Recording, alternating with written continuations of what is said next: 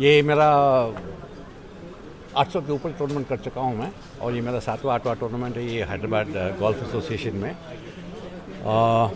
ये पहली बार है जो हम ये मौसम में आ रहे हैं। काफ़ी बारिश है यहाँ पे, तो कोर्स थोड़ा हैवी खेल रहा है, और शायद ये टाइम कोर्स लंबा खेलेगा, नहीं तो बॉल बहुत भागती है यहाँ पे।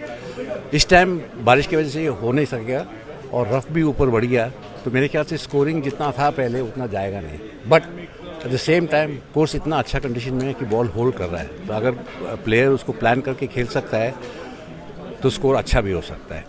और कोर्स बहुत ही बढ़िया कंडीशन में है। और सबसे एक ही प्रॉब्लम है मौसम के ऊपर, रोज़ शाम को बारिश आती है, और अगर बारिश नहीं होगा तो बहुत ही अच्छा स्कोर होंगे, और अगर बारिश होगा तो ऐसा लग रहा है मेरे को बहुत मुश्किल होगा कि आपको 4 राउंड कंप्लीट करने में, क्योंकि रोज़ हमेशा जैसा मैं देख रहा हूँ पिछले 4 या 5 दिन से हमेशा 4 साढ़े 4 बजे बारिश आ जाती है।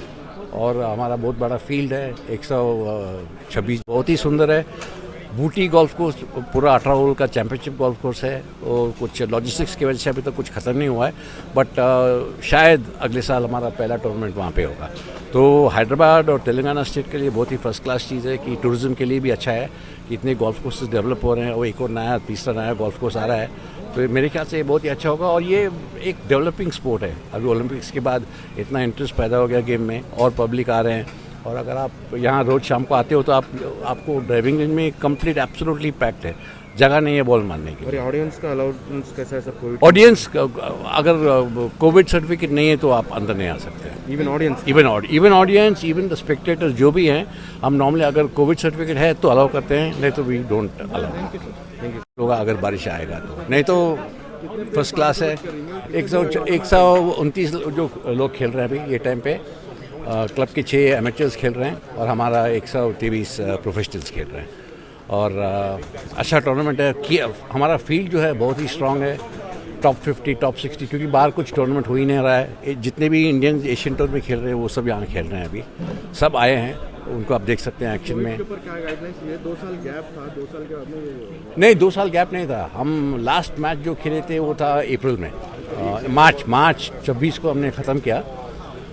लास्ट ईयर पकड़ के मार्च तक हमने 10 टूर्नामेंट खेले थे पूरे साल में, और 5 महीने के बाद हम वापस आ रहे हैं। अभी से दिसंबर तक और 10 टूर्नामेंट खेलेंगे हम, शायद 11 भी हो सकता है।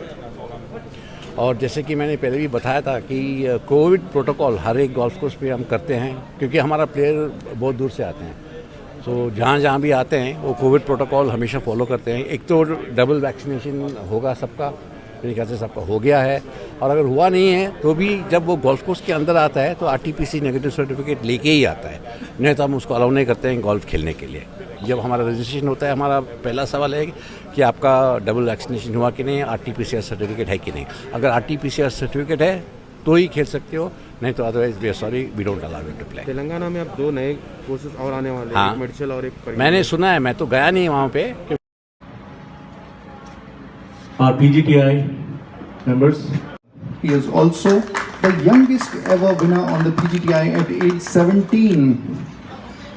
I would now like to request Mr. C. Dayakar Reddy, President at GA, to kindly make the opening address.